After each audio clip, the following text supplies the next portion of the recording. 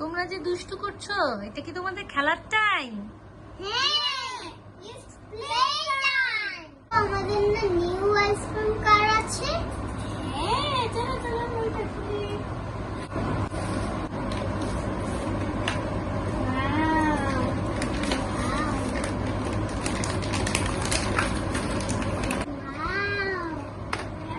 এটা তো আইসক্রিম কার। ও এখানে কতগুলো আইসক্রিম আছে। চলো আমরা কাউন্ট করি।